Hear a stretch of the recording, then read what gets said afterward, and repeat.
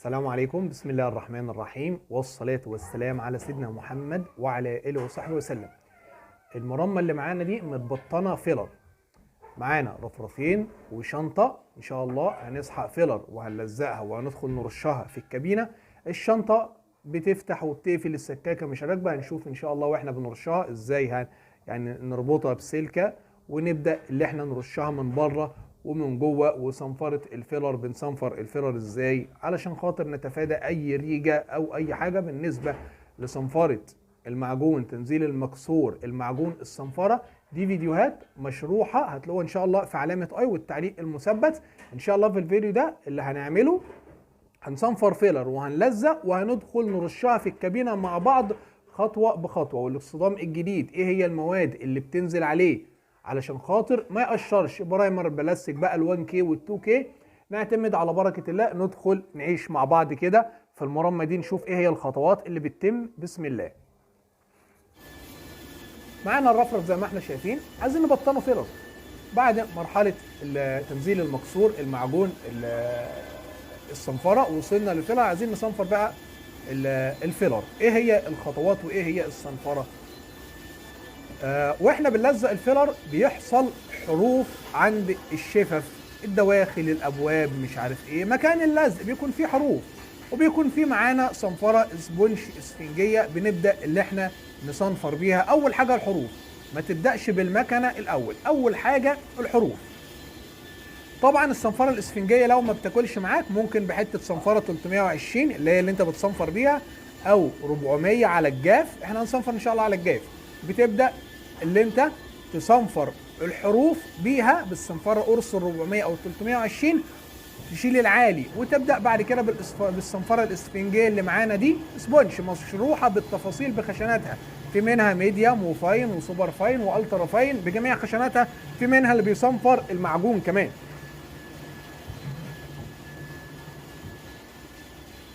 طبعا بعد ما خدنا بقى الحروف بالصنفره ال 320 بنبدا اللي احنا نصنفر بالصنفره السوبر فاين مكان ال 320.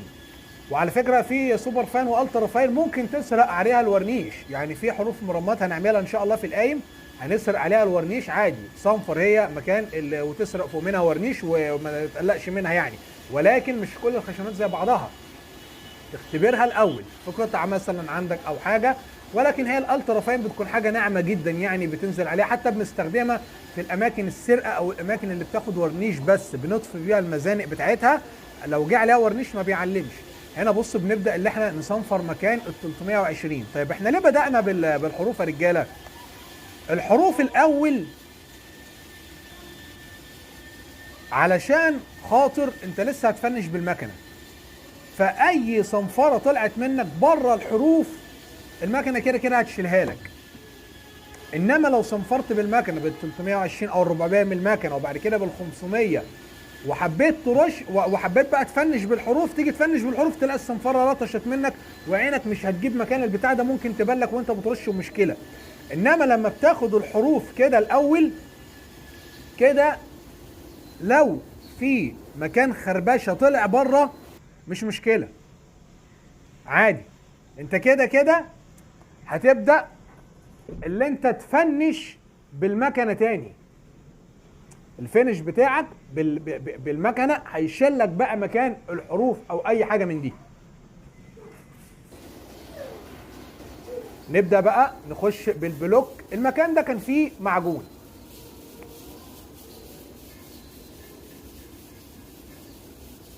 كان فيه معجون هنا في المكان ده. قبل ما نخش بالمكنه والوسيط يفضل اللي انت تصنفره بالبلوك. بالبلوك يظبط لك اي ريجه اي رعشه موجوده في المكان ده، وبعد كده تخش بالمكنه والوسيط. طب الصنفره دي كام؟ الصنفره اللي معانا 320. ولو انت مدي فيلر كتير، مدي كذا وش فيلر وتمام يعني، لو ال 320 مش جايبه معاك ممكن تخش بالصنفره ال 300 او ال 280 وترجع بعديها بال 320. ولو ال 320 حتى بالمكنه مش لازم بالبلوك عادي. ال 320 تشيل لك الصنفره اللي قبل منها ب 100 درجه، يعني انت لو مصنفر ب 220 ال 320 تشيل لك مكانها. ولكن تشيك بعينك، ولو معاك اللي هي الجايد باودر او البداره دي يكون بردك كويس وخير يعني. فالمكان ده فيه شغل زي ما احنا شايفين، بنظبط فيه بايدينا، وبتمشي ايدك وانت شغال فوق وتحت وسمبوكسات.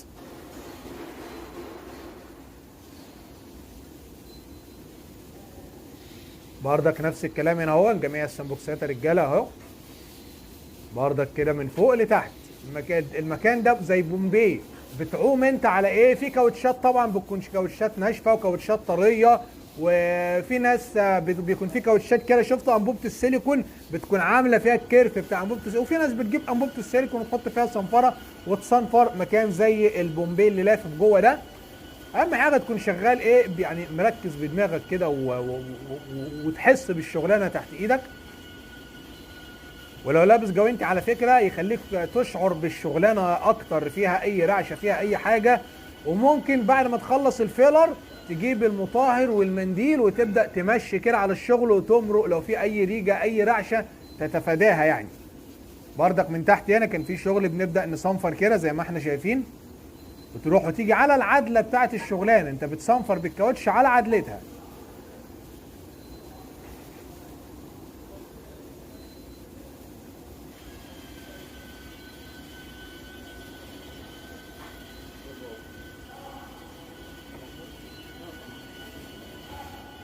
بتلف انت هنا القرص، ممكن يكون المكان اللي انت بتصنفر بيه ديبل شويه او حاجه لم بودره، ويكون معاك مسدس هواء تنفض الصنفره دي، انت لا بتشتغل معاك، هي بيكون جه فيها زي بودره كده نتيجه الصنفره اليدوي، فممكن بمسدس الهواء تنفض كده تلاقي ايه البودره اتشالت يعني معاك يعني، وانت عشان ما تعملكش زي ايه بودره كده في المزانق بتاعت الصنفره. وادي بردك نفس الكلام. وممكن لو مش عايز تصنفر بايدك، خش بالمكنه بالمكنه الاول، يفضل يعني بالمكنه بدون الوسيط، علشان خاطر تظبط لك ايه لو في عالي واطي او حاجه تظبطه لك. وممكن تخش بالوسيط عادي، ولكن كده افضل تظبط اي ريجه اي رعشه او حاجه تشتري دماغك يعني.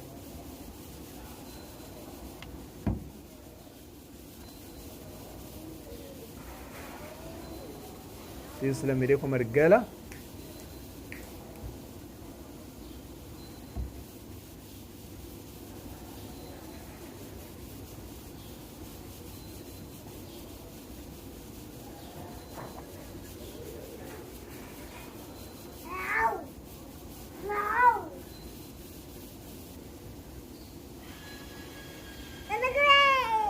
الفيديو احنا سايبينه على طبيعتها رجاله، ولا مسرعين ولا مبطئين، عشان خاطر في ناس كلمتنا عايزه الفيديو على وضعه، ولا نسرع ولا نبطئ ولا الكلام ده.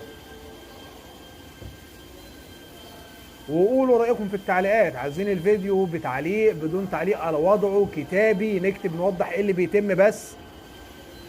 عايزين الفيديو يتسرع يتساب زي ما هو، عرفونا يا رجاله في التعليقات.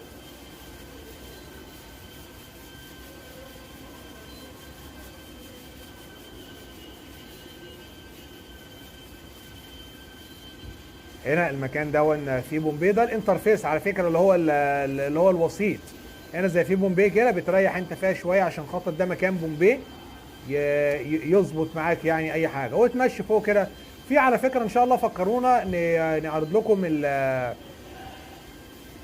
في حاجه زي الوسيط كده بيركب عليها الصنفره، بتكون يدوي كده بقى، ليها زي حزام كده بيركب في الايد، بتصنفر بيها الاماكن دي يعني، ركب قرص المكنه وتصنفر بيها اماكن زي دي. انما ده الوسيط بردك قايم بنفس الشغل يعني، مفيش مشاكل. تمام، خلصنا احنا كده صنفره بال 320. هنا بقى مع الانترفيس بالصنفره ال 400، ما تخشش بال 500 بعد ال 320 بالايد، مش هتخلص معاك، مش هتلاقي في خربشه ال 320، لان ال 320 بالايد حاميه عن المكنه، ال 320 بالايد عن المكنه حاميه.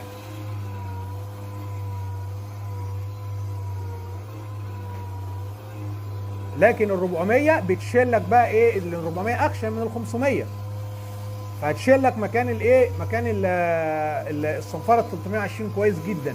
وبعد ال 400 500 ورش. وبص بردك على العلبه بتاعت الفيلر اللي انت بتبطن فيها، هتلاقي بيقول لك الفيلر ده بيتصنفر لو على الميه بصنفره 600 800 1000 حسب النشره الفنيه، لو على الجاف هيقول لك ب 400 500 600، ولكن الاسود بيكون ال 500 مناسب جدا يعني ما تقلقش منه. في بعض الالوان ممكن تخش بصنفره 600 علشان خاطر تحصل على سطح ناعم اكتر يعني، ولكن دايما اللي هيكون فيصل للقصه دي النشره الفنيه لنوع الفيلر، هو بيقول لك على الصنفره المستخدمه المطلوبه ايه يعني. وكل سيستم صنفره بيكون عامل لنفسه نظام. الصنفره دي للورنيش علشان خاطر لو عايز ترش ورنيش بس، الصنفره دي للفيلر رقمها 400 للفيلر او 500 للفيلر، صنفره 1000 مثلا. السكوتشا كل شركات الصنفره عامله نظام ليها خاصه بموضوع الصنفره على جسم العربيه، ايه هي الصنفره المناسبه للمكان المناسب يعني يا رجاله. هنا زي ما احنا شايفين ماشيين بالانترفيس والصنفره ال 400.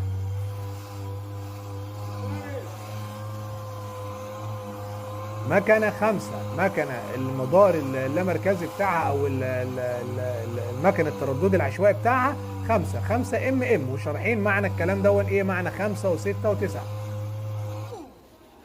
في شركات بتقول لك ايه بالفيلر 3، لكن كلام يعني ايه ما ننصحش حد يشغل باله بيه يعني. 3 و5 واحد تسحب الفيلر ما تخافش. في شركات تقول لك بالفيلر اشتغل بمكنه 3، اشتغل ب5 ما تقلقش على بركه الله عادي، لان في شركات انظمه تقول لك اشتغل بال5 في كل حاجه، في الفيلر الفيلر والمعجون وتنزيل المكسور كمان، والفينش ممكن تشتغل معاك ال5 عادي. اهم حاجه انت ايه اشتغل بصنفره ناعمه جدا، وما بننصحش بالفينش بصنفره اصلا بالمكنه.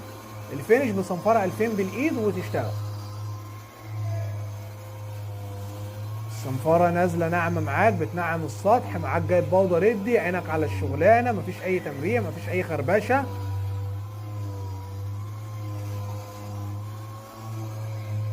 برضك هنا الكلام ده بص تخلي الصنفره قاعده كده ايه على الشغلانه كده، الامور تبقى تمام.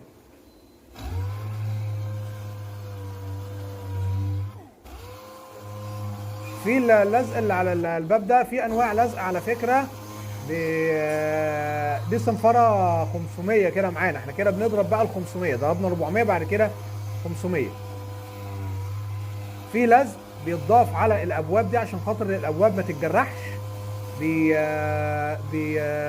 بيكون حاجه زي القماش كده يا رجاله. ده لزق اللي هو التيب العادي، ان شاء الله نجيب لكم اللي هو الحاجه اللي هو اللزق التاني ده بيكون لونه رمادي او اسود كده، بتكون هو شريط واحد. انما اللزق ده يعني يفضل اللي انت تشد اكتر من طبقه. بعد كده بتبدا اللي انت بقى تنفض. احنا الحمد لله كده خلصنا مرحله الصنفره، نخش بقى على مرحله اللزق. زي ما احنا شايفين يا رجاله طرق اللزق كتيره جدا، طرق تلزيق الدواخل كتيره جدا، ولان في طريقه ممكن تمشي على موديل عربيه تمشي على موديل عربيه تاني، ولكن في الدواخل دي بيكون ليها فوم وبيكون ليها لزق مقلوب اكتر من طريقه.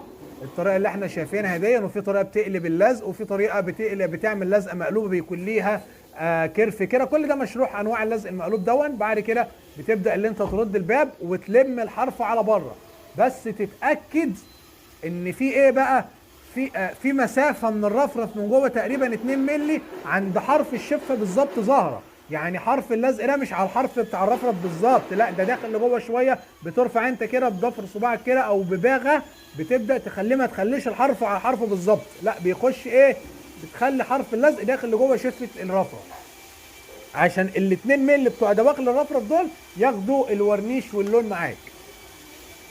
2 مللي 3 مللي على حسب موديل العربيه. يعني يفضل ان انت هنا تجيب فوم وما تشتغلش بالطريقه دي، ولكن هو ده المناسب يعني. ادام انت عارف انت بتعمل ايه خلاص.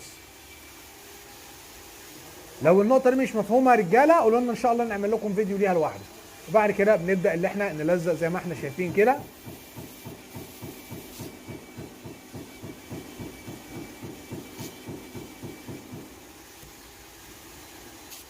ممكن فوم وممكن تلزق الدواخل هنا بورق وهنا بورق، او بص زي ما احنا شايفين كده يا رجاله بنبعد ايه اللزق عن حرف الرفرف مش على حرف الرفرف بالظبط.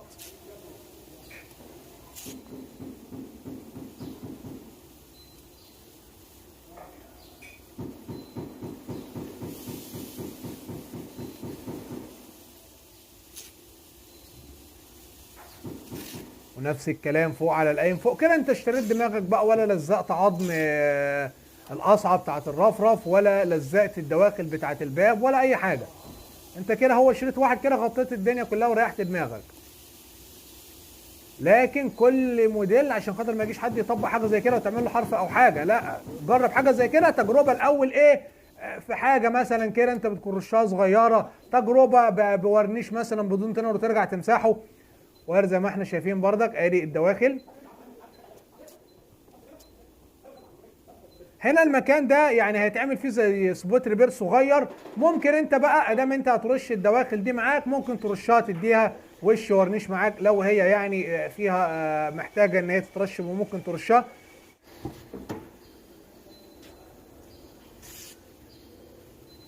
ادي هنا بردك نفس القصه هنا يا رجاله. بصوا الطريقه بردك.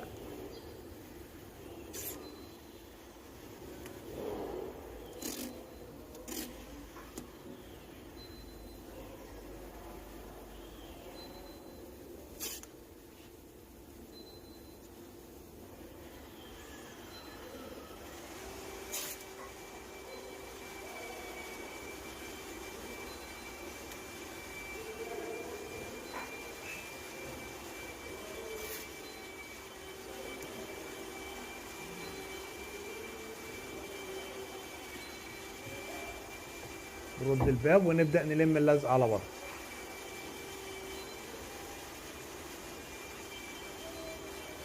عاش وهوش.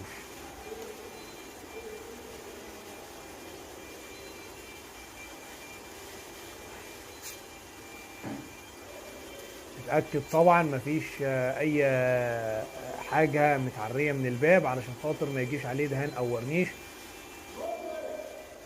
يعني لا قدر الله جه او حاجه، بتبدا ان انت تيجي تشيلها طبعا لو ممكن قطر، لو انت متعود على القطر، وممكن تلزق حوالين منها بلزق لو جه سلخت يعني دهان ورنيش ومسكت بعد اللزق، تلزق حوالين منها بلزق وتبدا تشيلها بالصنفره ال2000 ان شاء الله تتشال معاك. فكره اللزق انك هتلزق حواليها زي ما مشروع في الفيديوهات بتاعت ازاي تشيل تسييل الورنيش، نفس الفكره بتلزق حوالين التسييله، هنا بتلزق حوالين لو جه عفر الدهان او حاجه، وبتشيلها بالصنفره ال2000 وبعد كده تلمع يعني. فتلزق حوالين منها افضل عشان ما فيش حاجه ايه تكشف او حاجه. يعني بعد ما تخلص صنفرتها بتشيل اللزق وتديها ايه تسيحه حوالين منها كده عشان ما تبقاش معلمه مكان ده الصنفر ده ما تصنفرش يعني. هنا بنلم اللزق على بره، نبدا نشد اللزق كده، هو نفس القصه برضه. اضغط على اللزق كده عشان خاطر ما يكونش فيه حاجه متهويه تدخلك عفر الدهان او حاجه يعني.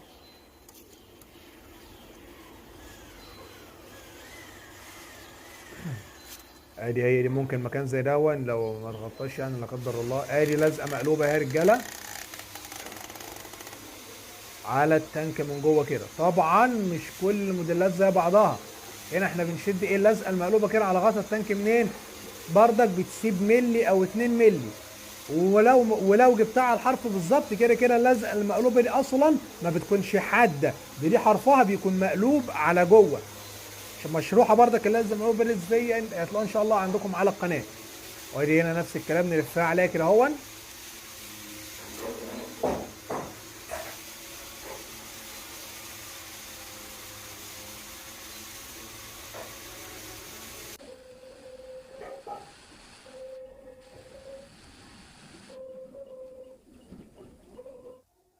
والكاوتشتين دول ورقه بقى ايه تلزقها على الكاوتشه دي كده اهون.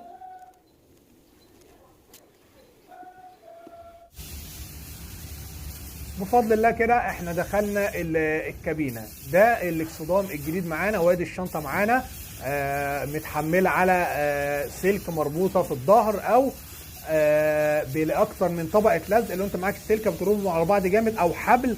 ده ادي الاكسدام العربيه طبعا الحمد لله اتنفضت واتطهرت كويس جدا.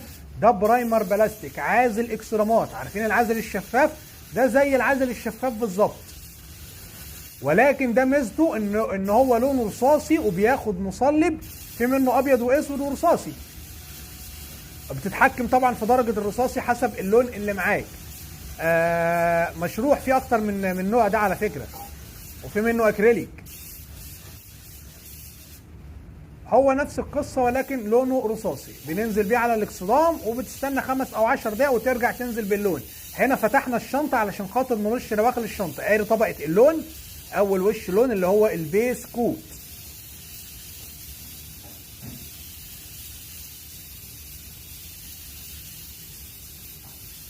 طبعا رش اللون كل منتج يعني، ولكن في الغالب بيكون هو وشين رص ووش عفره، وبعض الالوان بيكون 3 رص و3 عفره، واحيانا ما بيكونش من الضروري اصلا الوش العفره يعني. هنا طبعا احنا بناخد الرفرف، وهناخد ان شاء الله معانا ايه بقى الدواخل بتاعه الشنطه، وبعد كده نرش الشنطه من بره.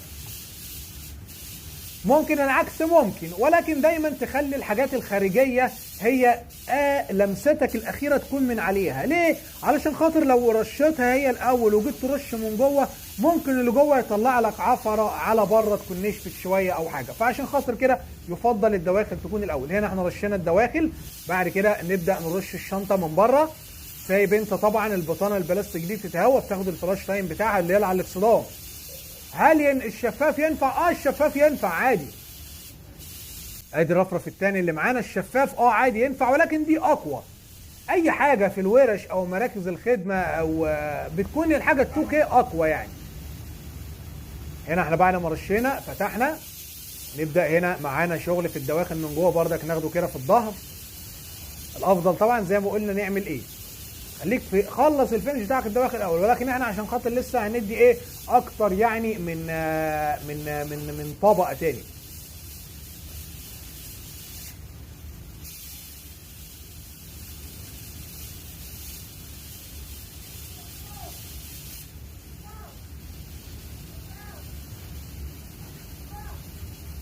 الله ينور ده. ايه يا بابا؟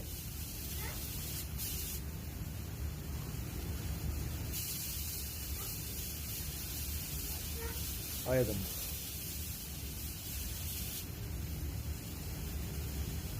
شيك. طبعا الدواخل اللي جوه دي بتكون محتاجه ايه كده يعني تمويه كده. عمليه التمويه ده يا رجاله في الاوفرلاب ده، وفي شغلنا كله متعلق بشغلنا كله التمويه والاوفرلاب ده والخطف ده، او سرقه اللون او سرقه المسدس دي. ما ينفعش ان احنا نيجي نقف كده باي حاجه، حتى بص في رش كل حاجه بتلاقي عمليه التمويه دي او الاوفرلاب التداخل ده يعني داخل متعلق جدا بالصنعه بتاعتنا، مش في الرش بس على فكره، وفي المعجون كمان، انك تسلم الباغه على المعجون وتخليها ترصها ازاي فوق بعضها. اللي عنده اي اضافه يا رجاله يسيبها في التعليقات يا رجاله.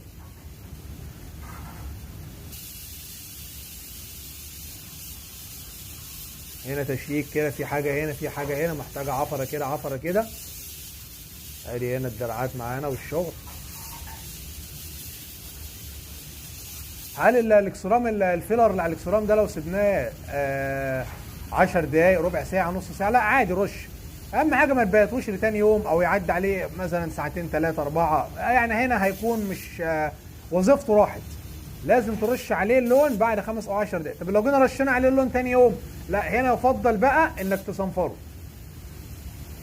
زي القصه بتاعه اللون والورنيش، لو انت رشيت عربيه النهارده لون وبقيتها في الكابينه، ينفع تيجي تاني يوم ترش ورنيش؟ لا.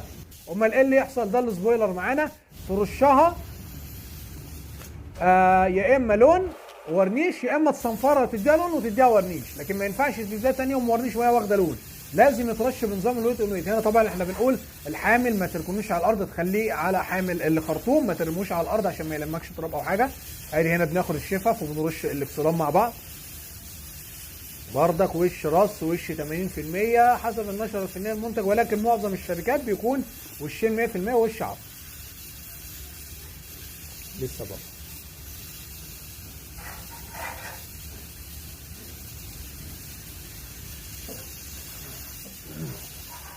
الله ينور يا رجاله.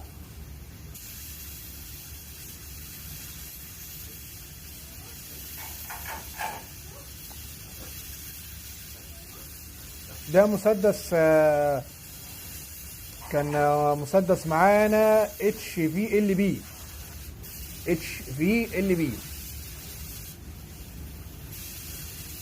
1.3. ينفع نرش بمسدس اعلى من كده، هتلاقي الخرزيه طالعه خشنه بقى، ولو 1.5 او 1.6 او 1.7 او 1.8 هتلاقي الخرزيه طالعه خشنه وهتعمل لك مشكله، خصوصا في الHVLB. ان الاتش في ال بي اصلا بطبيعته بيطلع الخرزيه عاليه خشنه تخينه، غير ال في ام بي بيطلعها ناعمه. وكنا شارحين المسدسات دي وشرح الاتش في ال بي هنا ادي تاني طبق من اللون. اللي مش عارف اتش في ال بي والمعنى الرموز والمسدسات دي هتلاقوها ان شاء الله عندكم على القناه بالتفصيل. ادي تاني وش اللون يا رجاله.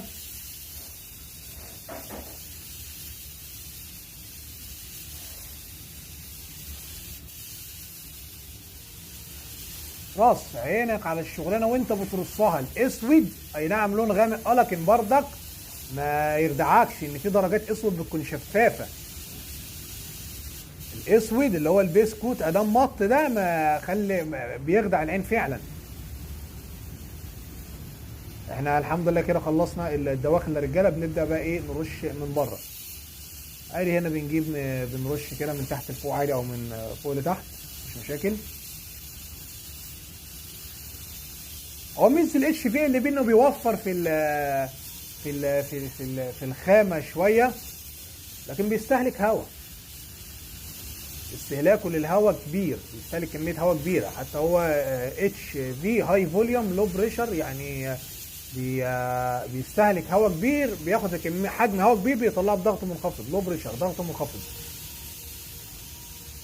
ادي هنا بردك عينينا على الشغلانه. بنرص اللون، خلي اللون ينزل مرصوص عشان ما يخفضش او يبقع. ان في الوان اسود بتبقع على فكره يا رجاله، يعني تبقى هو الاسود صعب انه يبقع هو او الاحمر الالوان دي، لكن فعلا ممكن الخشانه كتر خشانه على اللون ممكن يكون لون داخله ميتاليكات او حاجه. الاسود ممكن يكون داخله صرف ممتلك يعمل لك بقعه لا قدر الله يعني او حاجه. فدايما الرص بيكون كويس كده. غير بقى طبعا الشغلانات اللي بتبقى واخده معموله دهانات قبل كده، دي بنخاف او تخاف ترص لها. في الحاله دي تديها بقى وش ايه عفره خفيف الاول في وش ناعم، وبعد كده تبدا بعد كده ترص ماشي. وممكن تحط 5 أو 10% مصلب على اللون في اول وش وتاني وش. برضه اهم حاجه في ثالث وش اللي هو اخر وش رص اللي قبل العفره ده ترشه بدون مصلب عشان ما يغيرلكش في اللون او حاجه. هنا في ادي الوش العفره بتاعنا، ممكن تنزل بيه وممكن ما تنزلش، اللي هو الوش الدراي كوت او الميست كوت عادي مش شرط. وش سريع كده بتقلل ضغط الهواء شويه وتبعد ايدك كده. احنا بفضل الله تمام جاهزين على الورنيش.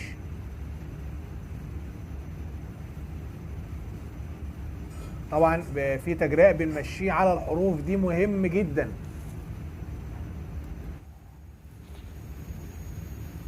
عشان خاطر لو في اي عفره او حاجه تحت الورق مش عارف ايه.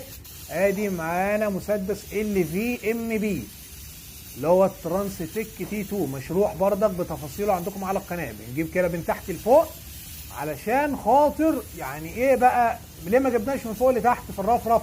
لان واحنا رايحين على الشنطه لو جبنا الرفرف من فوق لتحت اللي فوق هينشف قبل اللي تحت، فواحنا بناخد الشنطه ممكن تعفر لك الرفرف من فوق. انما انت كده لما جبت من تحت لفوق اديت فرصه للورنيش انه يفضل طري عبال ما تخلص الشنطه من ناحيه الشنطه والرفرف. يعني الموضوع مش هيبقى مهم قوي، ولكن حاجه تكون برضك ايه عندك يعني فكره بيها ورؤيتك برضه. ده مسدس الاتش في ال بي بياخد 2 بار بيطلعهم 7 من 10 بار. يعني احنا شغالين هوا على 2 بار في كله بياخد الاثنين الاتش في ال بي، انما ده بياخد الاثنين بار بيطلعهم 1.8 من 10 بار او 2 بار برضه، ولكن بيطلعهم 1.8 من 10 ان شاء الله بالظبط. يعني بيطلع بضغط هواء عالي.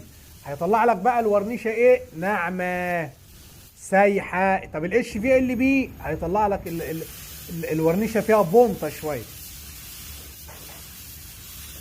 وفي مسدسات بقى كونفنشنال بقى بتطلع لك الورنيشه سايحه لان ضغطها عالي جدا. دي بتاخد 4 بار وبتطلع 4 بار. فانت بتختار المسدس حسب الموديل العربيه. يعني في موديلات عربيات يعني في بعض الشركات هتلاقي العربيه فيها بونطه، فانت مطلوب منك تعمل البونطه دي وانت بترش. بتختار مسدس ال في ام بي مثلا البونطه عاليه شويه بتختار مسدس اتش في ال بي. قرب ايدك، سرعه ايدك، بتبص على الحاجات دي. ادي معانا الجرنش والشنطه. الجرنش والشنطه دول ترشهم عشان خاطر اللون واللمعه تكون واحده. طبعا انت بتسيب هنا بقى ايه، نشره فنيه، وقت جفاف ما بين الوشين 10 دقايق كويس، من 5 ل 10 دقايق. بعد ما تستنى ال 5 ل 10 نبدا بقى ناخد الدواخل، وبعد كده نقفل بقى الشنطه ايه تمام كده الامور، وتبدا تفنش من بره. طبعا انت بتشوف بقى الشنطه اللي معاك اصلا هي مرشوشه ازاي، بتترش من جوه، بتلمع بالكامل، بتاخد وش عفره بس، لان في شركات انتوا عارفين بترش ايه، مش كل الشركات زي بعض. فانت بتبص على القديم، السيلر، بتبص على السيلر القديم تشتغل زيه. ادي هنا معانا الدواخل بردك بناخدها كده رجاله. الاول كده تفنش دواخلك وتقفل. انت خلاص مش لازم تاخدها وشين دي، عادي هو وش واحد. المصنع بيعملوا كده برضو عادي. الشركات المصانع كلها اللي في العالم على فكره، انت لو عربيتك ايه هتلاقي في دواخل عربيتك ما بتاخدش من جوه بيها ورنيش، لان ملهاش داعي. يعني هتيجي تبص على الشنطه من جوه، الكبوت من جوه، حوض الموتور، الشنطه، دواخل العربيه، الدواسه، البيبان من جوه، لو حليت الفرش هتلاقي ما بتاخدش بيها ورنيش، تاخد لهم بتاخد الاي دي بس، وممكن ما تاخدش البرايمر اللي فوق الاي دي كمان، لان ملهاش. اهم حاجه ماده على العربيه يا رجاله اللي هو القلب او الاي دي، اللي هي الحوض او حمام السباحه اللي بتنزل فيه العربيه. هنا احنا بعد ما خلصنا طبعا بالسلكه او بالرباط اللي معاك بتبدا تعلق بقى الشنطه. خلاص مهمتنا من جوه خلصت. ناخد بقى تاني وش ورنيش. عينك على الرايه والمسدس. يطلع بره القطعه، ارجع خش جوه القطعه تاني. ضغط الهواء 2 بار، 2 بار واحنا شغالين يا رجاله. اهي الشفه دي مهمه، ايوه اللفه دي مهمه. تمام، عايش يا رجاله. على مهلك، محتاجه وش تاني اديها. سيح الشغلانه وخد الشفف معاك. اقلب المسدس، خد حرف الشفه من ايوه من عند الازاز كده اهو. عايز تنزل وش رص والورنيشه مش هتسهل منك، ماشي. شوف بنطه العربيه الاصليه عامله ازاي واوصل للبنطه الاصليه. بنطه خفيفه، بنطه تقيله، ما فيهاش بنطه سايحه، وهكذا. ادي كده بردك الشنطه. طب احنا ليه هنا ما جبناش بقى الشنطه من فوق ونزلنا؟ مش شرط، الموضوع مش هيفرق كتير، لان كده كده مهمه جدا بقى يا رجاله. اطلع بره الشنطه عند الحروف دي، ما تحملش على حروف الرفارف عشان ما تسيلش. ايدك بتروح بتمويها كده، وبتشيل ايدك من على الزناد وانت شغال. بص عند الرفرف مفيش الهواء بس اللي بيطلع، فيه ورنيش.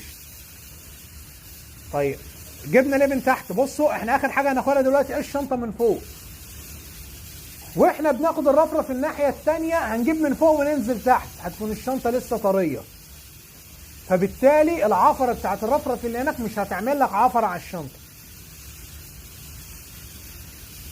هو مش هيحصل حاجه على فكره ادام ما يعني انت لسه بترش في الربع اللي ورا ده، بدات من هنا، بدات ان شاء الله مش هيحصل حاجه، ولكن بمجرد بنقول افكار مع بعض، واللي عنده فكره برضه يسيبها في التعليقات يا رجاله.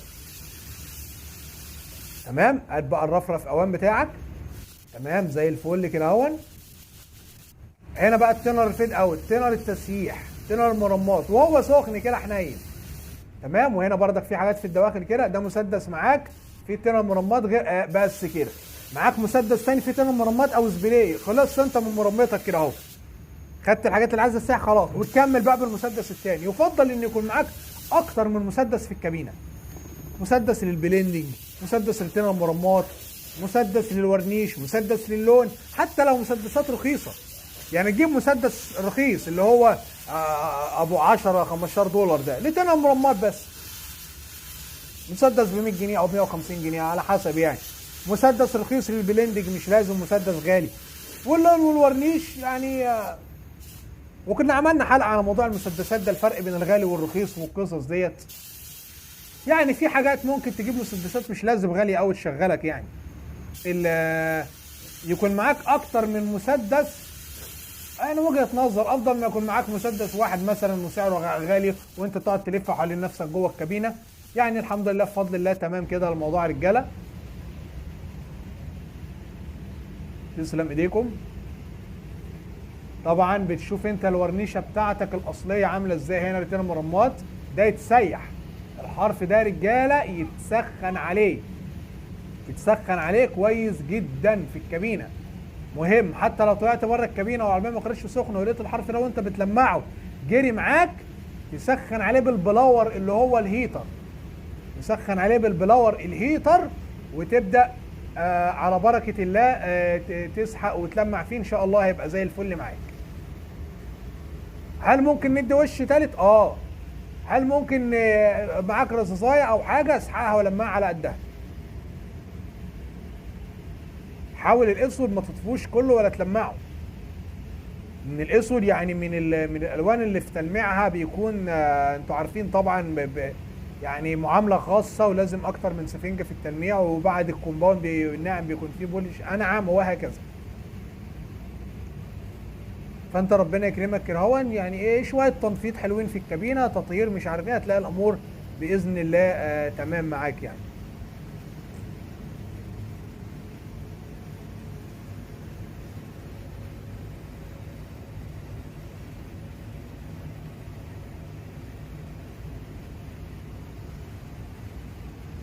ممكن نخف الورنيشه شويه في اخر وش وننزل، عايزين بقى نخليها ازاز. ازاز، انا العربيه اللي معايا مثلا الماني مثلا او ياباني او ايا كان، هي نازله ازاز مرايه، عايزين نديها وش ورنيش. ممكن تخف اخر وش ورنيش، تزود له تونر وتنزل وش شربات او وش تسييح ينعمها لك ادام موديل عربيتك كده، لكن بشرط انك ترجع للدعم الفني بتاعك. اساله في النقطه دي اللي هو المورد بتاع الورنيشه.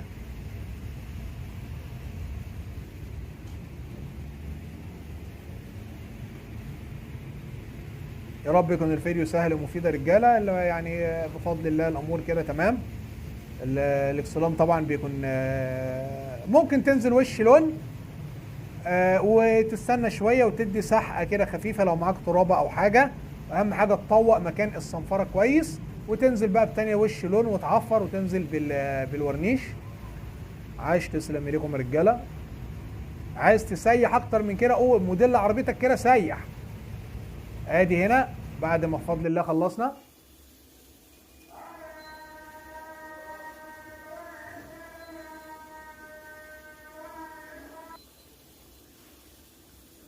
بفضل الله الامور كده تمام يا رجاله. ادي الحرف معانا سحقه كده بقى ايه صنفره ب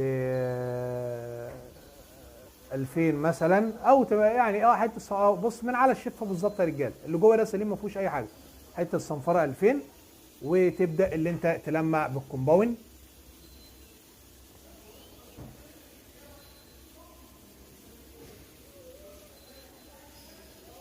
بنقول تلزق ممكن بالفوم او اي طريقتك بقى، انت الطرق كتيره. وادي غطا التانك هنا بفضل الله الامور بردك تمام. غطا التانك ايه بقى، انت ممكن تخش جوه باللزق شويه عشان خاطر ايه دي لزقه مقلوبه زي ما احنا شايفين، ما تعملكش عفره كده هون. تضطر اللي انت ايه يعني بص دي ممكن تطلع بيها لبره اكتر كمان عشان ما تعملكش عفره او اي حاجه يعني، او فوم. الطرق كتيره يا رجاله.